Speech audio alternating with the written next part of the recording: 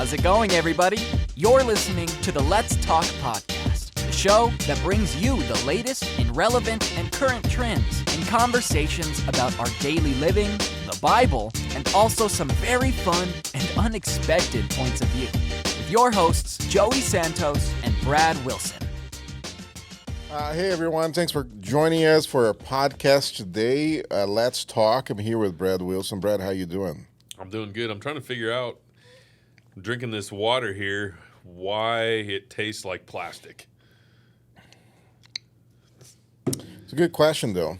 It's supposed to be Crystal Geyser. Tastes more like Dunder Mifflin Paper Company. You're a hard guy to please. Like you're not an easy guy to please, are you? No, I'm very docile. I'll just go with the flow. But I'm just... That's the reputation around. Yeah, I'm just easy going. Wasn't it Lionel Richie said, easy like Sunday morning? That's... or the Commodores? That's... I just... Do you feel like you are in life, like with your kids, at work, in general, are you like an easy guy to please, or like you're like, I'm not, I have high standards and people better meet me there? I'm easy to please until I'm not. Does that make sense? Explain. The very from a, and I know some people may not like this, but for a lot of my life, especially growing up with the sports teams I play on, there'd be certain guys, and you just tell them, like, listen, you have a role. We don't need you to score. We don't need you to do anything. You play defense and rebound, or you block people, or just do your job, and then we'll be successful. So the only time I would get irritated is sometimes when these guys would think that their job was different and they wouldn't do their job because they're trying to do something else, and you're trying to remind them, hey, listen, this isn't your skill set. And for us to be successful, sure, you want this, but for us to be successful, you need to do what you're really good at, what we need you to do. So that's an interesting point, though, because it's awareness issue, right? So like let's stick with the sports illustration here. If you have somebody that it's a great defense player. Yes. They really know how to play defense, but they got in their head that they're better as a quarterback. Yeah. So it makes it really hard for them to be successful, but also it makes pretty hard for the team to meet the expectation that's to win the game. Yeah. So in that situation, because I think that happens everywhere. The illustration that you gave, I think, happened in our families, happened in our workplace, happens in our social life. It happens in our church many times, in our churches. That is, what am I gifted with? What am I supposed to actually be doing? And am I heading the way where I'm doing the things that I'm good at, I'm gifted at, in experiencing success through it? Because do you think some people don't experience success because they just have a lack of awareness of what they actually supposed to do? Yeah, and I think sometimes people don't experience success because they want a different type of, or they think they want to experience a different type of success. Like the example you use with people is that wherever you're at, you can experience success. And so, I mean, ultimately, at the end of the day, if you're a part of the team, I mean, I guess you could say it's different if you're playing a sport professionally and they're paying you millions of dollars. And most people would say, well, if someone's paying me $5 million a season, I can lose 75% of my games. I guess maybe that's the case. But when you're looking for other teams and organizations or whatever, and like you're not getting paid, and most people aren't getting paid anything. You're playing high school sports. And so obviously if you're going to put the time, energy, effort in, you want to win. But I think in that, sometimes people forget about the joy of the team success, and they see something else like, well, I want to experience what success is like at this level or in this spot, so they don't enjoy it where they find themselves at. And I think a lot of times we're always wanting to go to the next thing and be in the next place. But what I've found is interesting is sometimes the experiencing, the further you work yourself up, whether the more pressure or higher expectations are on a team, in an organization, maybe sometimes you see with people in the family, that sometimes it's not all it's cracked up to be. Like there's some people that, man, they don't get to enjoy success. They're driven of they just don't want to lose, or they want to experience failure.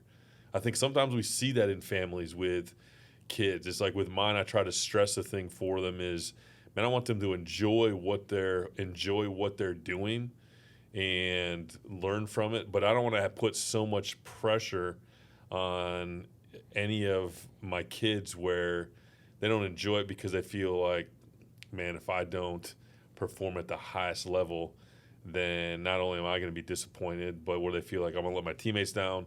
I don't want to go home because as a parent or a father, they feel like, man, if I don't, Kyle has his first varsity game this Friday. I don't want him going in there thinking, well, if I don't do this, this, and this, Dad's going to be like, yeah, you can't sleep in your bed tonight. You got to sleep outside on the grass.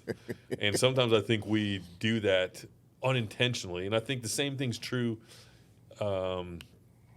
in life, and sometimes the jobs we have. It's like we look at certain things like, oh yeah, I would love to be in that spot. I love what comes along with it, and yeah, some stuff's different, but sometimes we don't understand that it may not be as much about success as it is in the thing of, I just don't want to fall on my face. Mm-hmm. So sometimes I've been on teams before where my primary responsibility wasn't to lead us in scoring, but it was, hey, here's the things I did really well and were easy. Like, hey, just do those things, and then anything else I added was like a bonus. And sometimes it's easy to be in that realm because there's not as much pressure. Mm-hmm. And if your team's winning, that's a good place to be in, because it tells you, hey, I got some people that are really good. But it's so, I guess I say all this, and life is just very interesting. Yeah, you think, and I agree. I think with our kids, right, we do that. We set a standard of expectations with our kids, on a premise that we wanted them to be successful. We say we wanted them to be successful. That's why I want to push you so hard. That's what I want to do. This, and that. That's why. and I think many times, like, are we stopping to see, are we actually understanding who they are first, what their gifts are, what they're good at, and are we allowing them to explore things in order to really figure out, here's the sweet spot. Now that you found your sweet spot, let's develop that. You're not ready. Nobody's ready for it. I think sometimes this sounds really rational, or too rational for parents to really like, no, I want my kid to be the top player in the team. Because that's the thing. I think you're right. It's not just a matter of playing the sport. It's you have to be the best at it, because there's some benefits that come from being the best. I'm not advocating to not push people to be their best, to be the best. I'm advocating for people to be their best. And I think sometimes we mix those two. Yeah.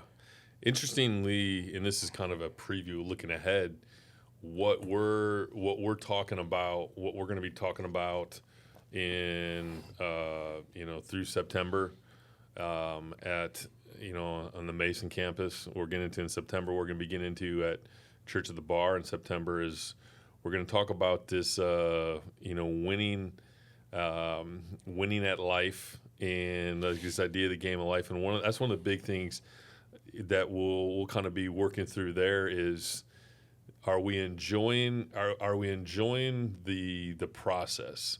Like, you think of your kids, think of my kids. It's crazy sometimes looking back at pictures, and I mean, as your mom said back in the day, I mean, she called you the family man, and so you've got more pictures in your office and stuff of the kids when they're little. But it's crazy to think that they're. I'm pretty sure Ethan, if he wanted to, I mean, he can grow a better mustache than I can. And you look at the stuff; they're not little kids anymore. And so it's like, are you enjoying the process of it? And that's the thing I was thinking about is I played 42 basketball games, varsity basketball games in high school. And I started, if I look back and I may be off by a few games, but I started 32 to 33 of those games. Now, this may come as a surprise, but those games have never factored in to my ability to get jobs or pay. Like, no one's come to me and said, hey, you started 30 varsity basketball games in high school. That's a 10% increase in what we're offering you. And I know that can come as a surprise. So when you look at some of that stuff, and there's the stuff that you learn through it and about being a team and the practice and all the stuff that applies into life. But then I go back and think with some of the things too, as a parent with my kids, is the reminder of once you get to there's other lessons that are learned that impact you in the life, but sometimes we're so driven by these certain moments and seeing these things happen. I sit back there and think about it. I'm like, okay, it's more of the process going through instead of just these certain results. And so I try to remember that with my family as well, not being that of making sure they're enjoying what they're doing rather than living under this microscope of, hey, if you don't perform to this level, you're not getting any Christmas presents. We talk about this here, right? We do events and we sit down and we evaluate some of the events we put together. And one of the things we talk about is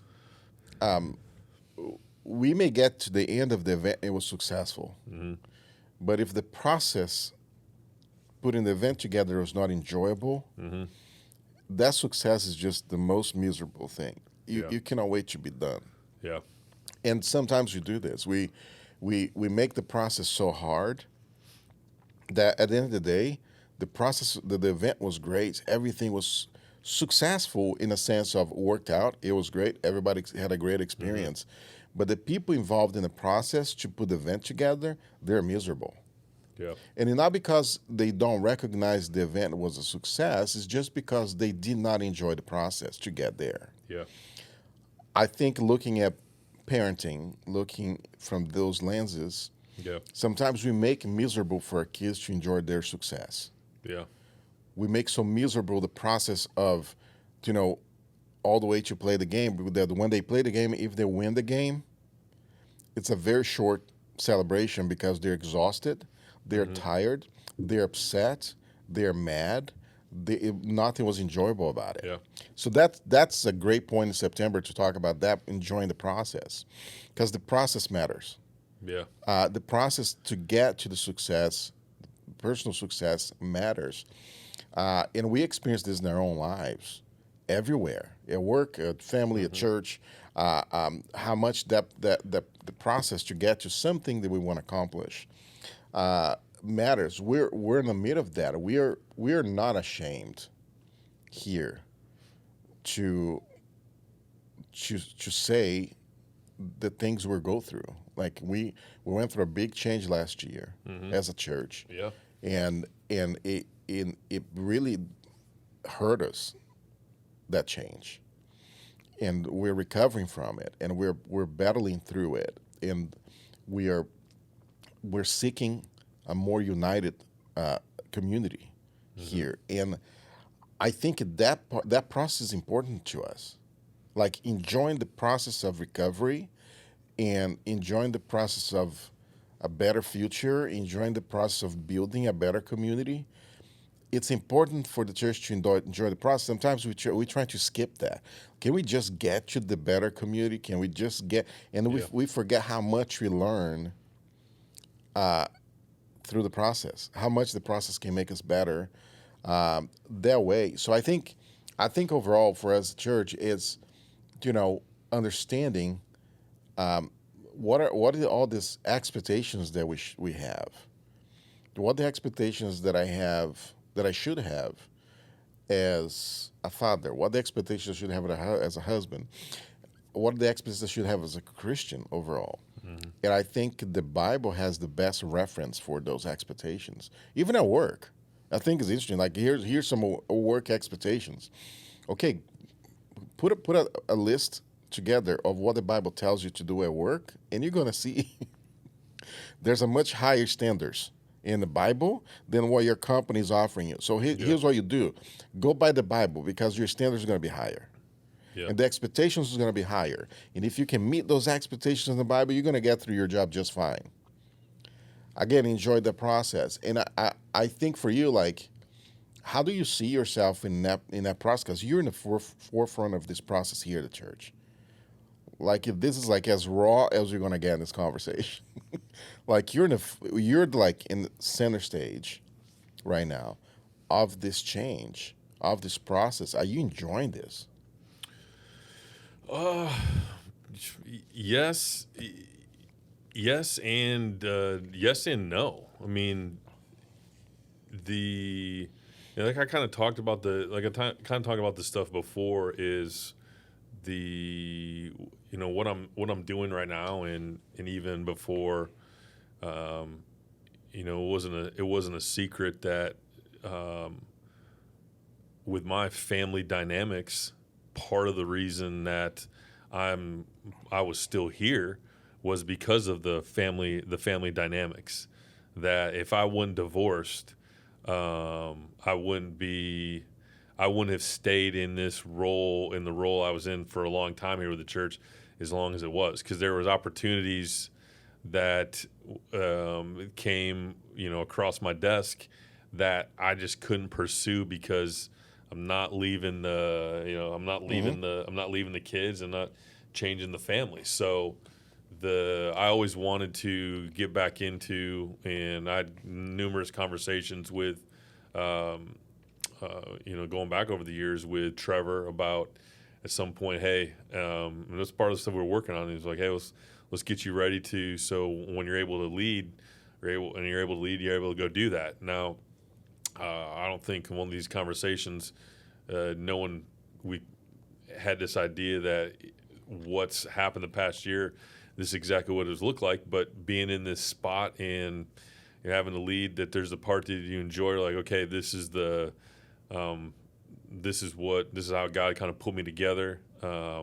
He has me here for this, but there's also a sense, like I alluded to earlier, where previously in the role I did of, you're preaching, essentially once a month. That's a different animal, because you essentially, hey, preach the whole series in the summer. You got once a month, man. You got a month to prepare, and it's easy. It's easy when you come in and essentially, to use a sports term, in mop up time as the backup. Everyone loves the backup because they just don't know enough about them. But it's a different, that's a part of it too, is where now coming along with it is, and we've talked about this stuff before, is once you kind of shift with it, is there will be times where. And I think this is where a word we use around here, you talk about our DNA, humility comes in, is being humble enough to realize that, and making sure praise is given to who really deserves it. Where some people are going to give, when you're the senior minister, senior pastor, lead pastor, whatever term we create for ourselves, sometimes you get way too much credit for when things go well. And it's important to be able to share those successes with people and also make sure that people recognize, hey, make sure these people, you're thanking them and giving them credit because this is where it's coming from. And on the flip side, you get way too much blame at times when things go wrong because you have no control over it, but they think you do. But what's interesting in those moments, what I've learned from some wise people over there is, and I think where the humility comes in, is sometimes it's best for you in those situations to take it. And so I know it makes no sense. Like, you're better when the praise is coming, you're better to shift that to the people who take it. But often when the negativity or the other things go on, I think in certain roles, and particularly in the church, which makes it difficult, is you're better for the group to take some of that and just absorb it and keep that from going elsewhere. And I mean, I think that's where the humility thing comes in. So where you got to be careful, not to you got to have the proper you have to have the proper view of yourself. And so for me, that's a big difference right now with it, is the enjoy and you love the process, but then there's a different level of just pressure you feel because of of going through it. And so it's like one of those things where you like it, but it's also I mean, because some of the stuff in the past, man, when I was a college pastor around here, man, I loved the summer because we're planning trips, Bible studies outside of the place. The kids are back. It's like one of the best. It was one of the best stretches of the year. It's like just a chance to take a breath and relax. And I feel like the season we're in right now in the church, and I don't know if you feel similar to it, but I feel like right now that there's going to be a chance to take a breath, but we're kind of in this place now where it's just we got to keep going. We got to keep going. Hey, now we're going to, since you're in the quarterback position now, we're going to send this to your special teams producer right there across the glass. We're going to take a quick break. We're going to dive deeper into this conversation because I like where this is going. So we'll be right back. It's official. CC Life Plus has launched, and we truly feel blessed to be able to reach people in and through the new way of online living. What makes CC Life Plus even more special and better all around is that it is for everyone. This platform has kids content for students, podcasts, music, and traditional content to help you grow as Christians. So there really is something for everyone on here. We hope you have had a chance to check it out. If not, please do. We'll be adding new material monthly, and we'll post on the social media channels when we do, so make sure to subscribe and follow our social media channels so you know when new content is released. Okay, Brad, let's jump back on that conversation, though, because I kind of like where you're going there. And I think for the listeners of this podcast, it's important for them to know that we're going to have some honest conversations here. Like, that's what we want to do. That's what we call Let's Talk. I remember a long time ago. By long time ago, it was 2004, 2005. I was in this little church in Indianapolis, probably 250 people. And the church experienced a season of just like a crisis, one after another. So the lead pastor got in it with the elders. The elders said, "You need to get out." So now the pastor's out. The worship guy was the lead pastor's brother. So consequently, after a few weeks, he's like, "Well, you guys fired my brother. I gotta go." So he left. So now it's me and this other pastoral care pastor. He was 65 years old. So I'm there just to do media. That was my job. Few weeks into it, his 40-year-old daughter, this pastor, had a heart episode, like a condition on night, and she passed away all of a sudden. And imagine how hard that is because her husband is a cardiologist and he could not do anything. So this pastor went through the shock and started having seizures right after that. And all of a sudden, I find myself in a position of a lead pastor, which I was never desire and I still don't. But that was the only thing left. You know, they like talk about scraping the bottom of the barrel. I was like under the barrel. Yeah, you went from middle linebacker to quarterback. Like, hey. And here's what I'm saying is because, you know, here I am doing what I was absolutely not prepared to do at that point. And remember, I was in the country for 4 years at that point. English was nowhere near what it is today. But they're like, you're going to have to do it. Because you're a pastor, you're the only one left. So I was like, okay. So I jumped into it. You and I talk a lot about this. You and I have a similar background with our fathers. Our fathers are very devoted followers of Christ. They're pastors. You know, we have a good background on that, you and I. Yeah. Like we have a good example. We have good models. So I went back to that. That's where I went back to. I went back and got my dad's notes. You know, I had everything.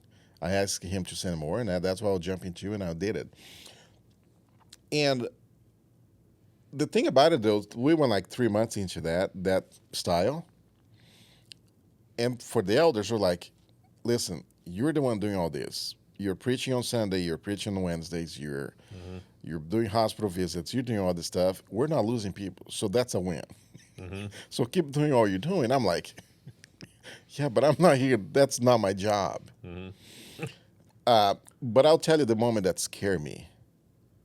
It was after a Bible study, a Wednesday night Bible study, and a couple people came out to me and said, man, that was so good. I cannot believe they're not considering you as a lead pastor. And that really weighed on me. Because it really hit me like, these people are actually buying what I'm saying. But yeah, that's scary, isn't I know. it? I was like, they're actually buying what I'm saying. And I felt the weight of responsibility of that. Like, I don't want that responsibility. Like, I didn't feel I was prepared for it. I didn't feel like, I felt like they deserved better. So that weight was so heavy that it made me go back to there to say, I'm done. I don't want to do this anymore. Because I felt responsible. I felt the responsibility that whatever you want to call lead pastor, teaching pastor, whatever that is, I felt that weight. And to me, it was like the spiritual weight of it. Because, like, I got to meet God's standards to do this thing. Like, that's God's expectations that I have to meet to lead the church and lead the people. So that's what, like, to me is different. Like, today, I'm in a different place today, right? So I'm not in a different season of my life. Yeah. I feel better prepared to do what I do. I don't do preaching, but I do a lot of teaching in a way with the church, the bar, conversations. We do the podcast. And I feel better prepared to do this kind of stuff. But the weight was heavy. Have you felt that? Like, do you feel that? Do you? I mean, you're called. You're gifted. There's no question about that. There's absolutely no question about your calling. But have you ever felt that? Do you feel that responsibility or that weight? And how do you deal with it? I think the probably more responsibility or the weight I feel with this is knowing because I've been in this church a long time, so knowing some of the history, seeing some of the history, because before we were in this building at this location and we were half a mile down the road, that was my first kind of exposure to Christ Church, is going to the old building. And I was in a college age Sunday school class at the building. So I remember going in there, and then when they moved down to the property, and being here, being in this building, and seeing when we were building the like where the gym is and the basement and those things, and watching that process begin to be completed. Obviously, there was everything with the chapel, when they did that phase. So seeing that, there's to me some of the just the the weight or the burden with it is with the changes happened in the church, not just with the past year, but even going back to when early 2020, when stuff started happening and churches all over the place started to begin to post COVID, with the changes going on there. There's a burden and a weight that's like, okay, for where we're at in the church, to do what I can to help us get back to where it was. Obviously, knowing that the person, you, me, our elders, Alan, whoever, that we're not the ones that God builds the church. Jesus is clear. He's like, tells Peter, he's like, I'm gonna build my church. Now we're a part of that, and he wants to work through us. The process. Yeah. So there's that burden and the desire to get back to that. And then probably the other one too is just looking around and seeing. We were talking a little bit about this last night. Is just a shift in a movement away in so many people's lives from God's truth, and the burden to, as we talked about last night, to help people see the importance of being, especially today, committed to Christ. Because people today, I mean, we're committed to stuff. And it doesn't take long, and you can figure out what people are committed to. And it seems like it's becoming easier and easier that we fill our lives up with all these other commitments. And it's much easier, I think, today with the Russell it's much easier to commit to an hour or an event or an activity at church than it is to commit yourself to Christ. Because you talked about earlier, a commitment to Christ that's visible in where we work. It's visible in our homes. It's visible in what we do. And it seems like that's becoming less and less of a priority or a commitment, because some of it is, I think people today in culture are nervous about, man, if I'm committed to Christ and I'm actually living out what I say I believe, how are people going to deal with that? Because what a lot of people see and hear is that, hey, if you're a Christian, I don't know if I want to have anything to, I don't know if I have anything to do with you. And so I think there's that commitment. I mean, you can be committed and you can show up on Sunday. And you're like, okay, I got my hour in. We talked about this last week. Oh, I got my hour in, and then you leave there, and no one knows anything else about that, and you're just like, well, God, between you and me, I was here Sunday, so bless me the rest of this week. I know. And I think we come to that realization, right, as a church. Yeah. And I like this season we are in here at Christ Church, because it's allowing us to have some real conversation about church, of the role of the church. I think we still get caught up into the whole concept that church has to look in a certain way. If it doesn't look like a certain way, it's not successful. I think around this community, this is going to be as raw as it's going to get here. I think around this community, people may look at Christ Church as, look, this is a failing church. They don't know what's going on inside. Yeah. What they see is size, they see how many cars are in the parking lot, and that determines success for a lot of people. And I'm talking about church community. I'm talking about other pastors in this community. That's how they measure church success. And I get it. I get that they're like, well, you're talking about this because the season you're in, so you want to just justify. Whatever. Yeah. What I'm saying is, if you're not committed to Christ, just like you talked about, it doesn't mean anything. So you might be in a church right now with 3,000 people, and they may be doing great social work. They may be doing great justice work outside the church. They may be doing things that actually represent God and the church great. But if people in our church are not committed to Christ, to God, the way the Bible describes, it means nothing. And the Bible says that. Yeah. Yeah. And the Bible says that.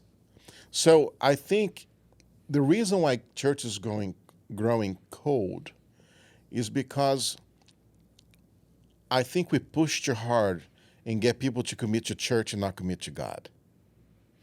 Yeah. And we talked about a little bit about that last night. We talked about last night.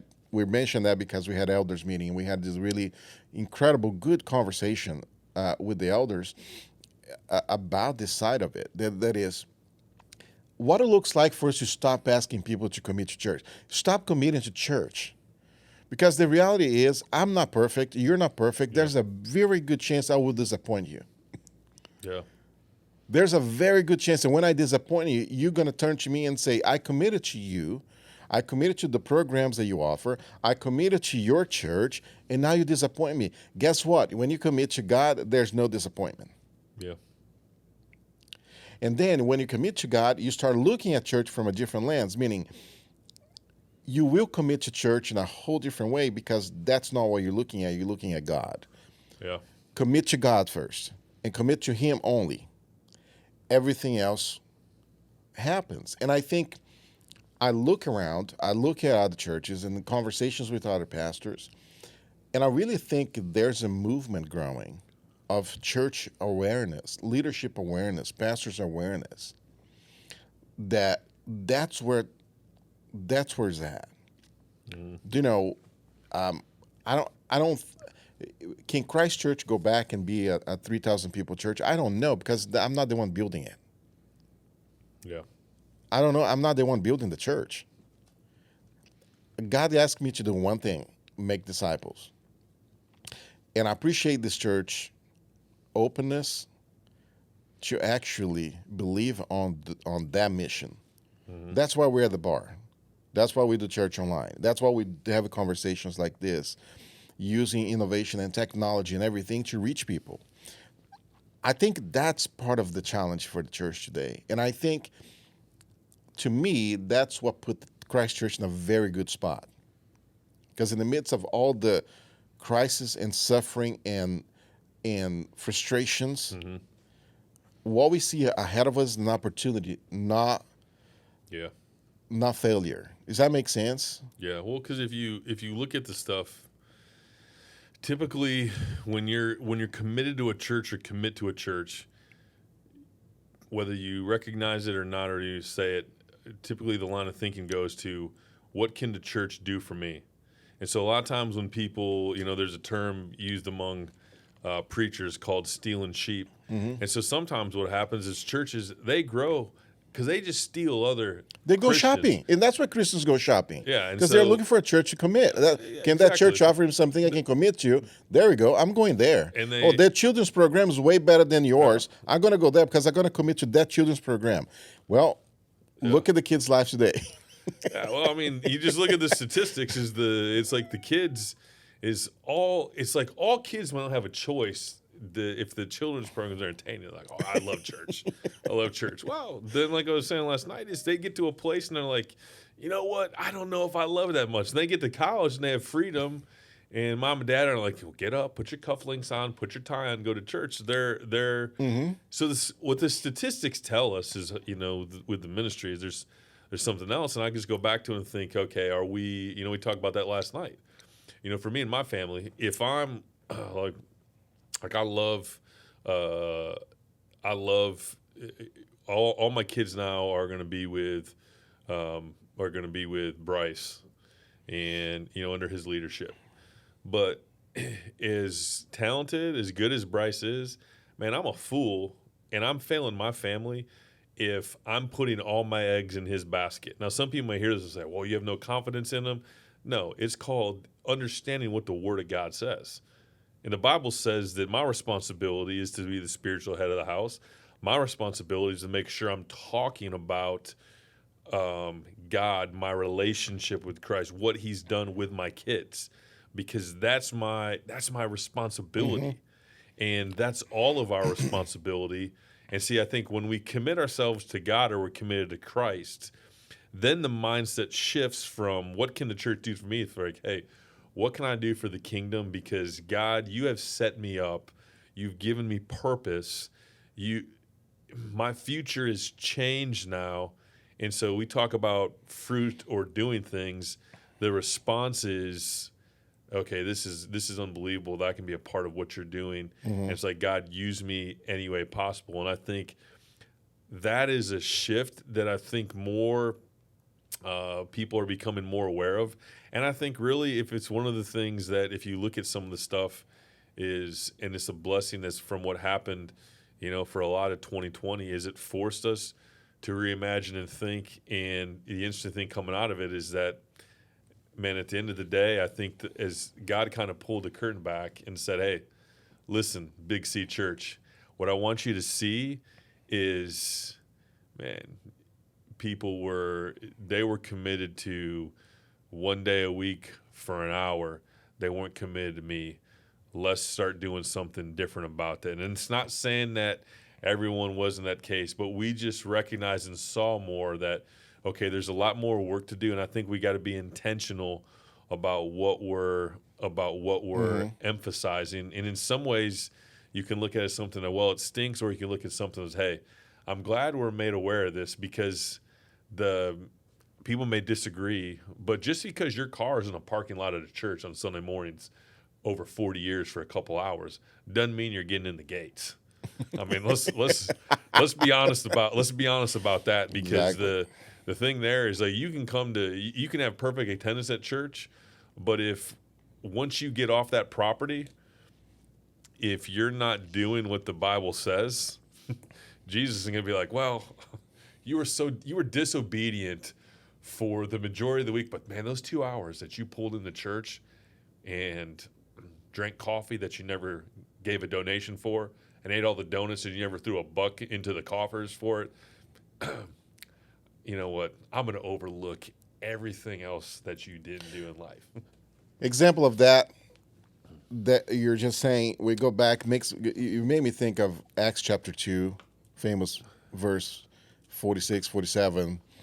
The Holy Spirit came, and they talk about their devotion. And the first thing they devoted themselves was to what? The apostles' teachings. They didn't devote themselves to the apostles, right? They devoted themselves to the apostles' teachings. Like, just think about that for a second. It's kind of interesting that a friend of mine actually highlighted the fact that they didn't devote themselves to Jesus' teachings. Just think about that for a second. They devoted themselves to the apostles' teachings. And I think they devoted themselves to prayer, fellowship, breaking of bread. And those are the big things that back then they devoted themselves. That to me is the church. That is a good description of the essence of the church. But just look at that aspect of they have a devotion for the teaching. Not the apostle, not the church address, not to my pew, not to my chair, not to the specific service that I attend. They had a devotion to the teaching because they had the aspect of learning from God. And I think, like, that's the thing we gotta figure out the process to lead the church to go back to that time and understand how can we drive the church, the people that come here, the people that live their lives daily. Devote yourselves to the teaching. And that teaching can happen anywhere. By you listening to the podcast, you're devoting yourselves to the teaching. By watching pastors' teachings on YouTube, it's not one format. It's not one model that only works. Now, there's a very specific reason why we want to gather together every week. And we got to refocus on that reason. because we want to do the fellowship. We're going to devote ourselves to fellowship. That was the second aspect of what they devoted themselves to in Acts chapter 2. They devoted themselves to fellowship. Well, let's devote ourselves to each other. And one of the ways we can do that when we meet on Sundays.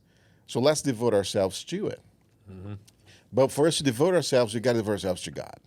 We got to have that commitment. So I think that there's a lot more to unpack out of this thing. Mm-hmm. And we're going to do this every week. Yeah, and I mean, we're fortunate that, our producer, he's like the Money McPherson of producers. So it's just like, hey, we need a 50-yarder to get to the Super Bowl. In this production, our producers got it done. He got it. He has it. He has it. He has it in the bag. Except I'm just gonna say it, because I'm just gonna say it. Just say it. While we're here having this very spiritual conversation, the producer's there focusing on things that really matter. He is. Bengals. Just saying. Yeah. I mean, he's leading us to the promised land. He is. So I'm hoping we get there sooner than later. In 16 weeks, it's over. Anyways, Matt James show up. Now is a party. Hey, we're done for today. We'll get back. Wait, did the 13th apostle show up? Exactly. He didn't bring the minion with him, but. Well, that's for when he becomes daddy-in-law. Daddy, exactly.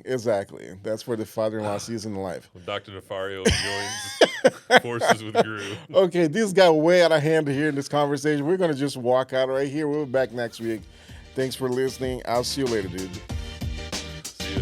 Thanks for joining us this week on Let's Talk Podcast. Make sure to check us out at ccliveplus.com, where you can listen to past episodes and subscribe to the show in iTunes, Spotify, and other podcast platforms. And one more thing. If you enjoyed today's episode, please leave us a rating on iTunes and tell someone about the show. Until next time.